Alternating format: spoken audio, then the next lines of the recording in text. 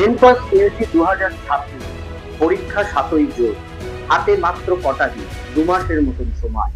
এই 2 মাসে বায়োলজি যে একটা বিরাট সিলেবাস, ফিজিক্সের যে একটা ক্রিটিক্যাল সিলেবাস এবং কেমিস্ট্রির যে একটা কনফিউজিং সিলেবাস, এই 2 মাসের মধ্যে এই ক্রিটিক্যাল, কনফিউজিং এবং vast syllabus biology, physics, chemistry সঙ্গে ইংলিশ, লজিক্যাল রিজনিং এতটা করা কি একটা ছাত্রছাত্রীর পক্ষে সম্ভব?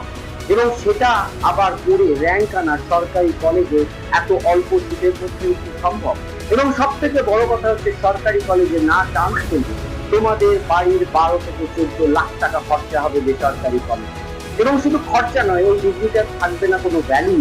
ওই ডিগ্রিটার বলে তুমি পাবে না আগামী দিনে ভালো চাকরি বা সরকারি চাকরি।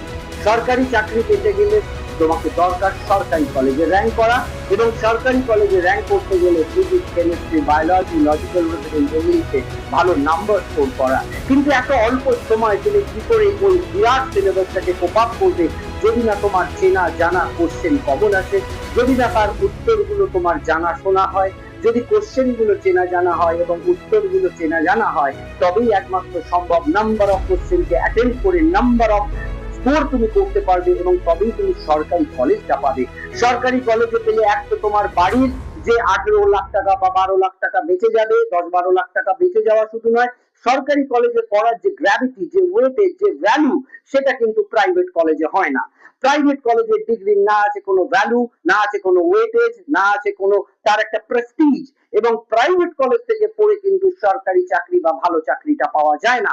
সেই জন্য সরকারি চাকরিতে পড়াটা কিন্তু তোমাদের বাধ্যতামূলক, এবং না পড়লে ক্ষতিটা তোমার। আর সরকারি চাকরিতে পড়তে গেলে র্যাঙ্কটা তোমায় ভালো করতে হবে।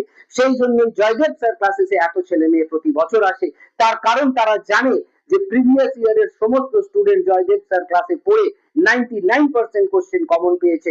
কারণ আমাদের কোশ্চেন গুলো কোনো মানুষ টিচার দ্বারা তৈরি করা হয় না, এআই সফটওয়্যারের মাধ্যমে, এআই টুল কিটস এর মাধ্যমে তৈরি করা হয়। এবং এআই যখন কোনো প্রশ্ন তৈরি করে তার অ্যাকিউরেসি রেট কিন্তু 99.99%।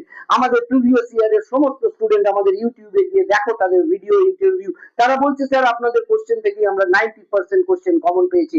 সেই জন্য আমরা একটা নির্দিষ্ট নাম্বার অফ কোশ্চেনকে রিভাইজ করাবো বারবার, রেডি করাবো বারবার। ফিজিক্সের অঙ্কগুলোও যেমন কমন পাবে, বায়োলজির কোশ্চেন গুলো যেমন কমন পাবে, ঠিক তেমন ভাবে কিন্তু তোমরা কমন পাবে কেমিস্ট্রির কোশ্চেন গুলো।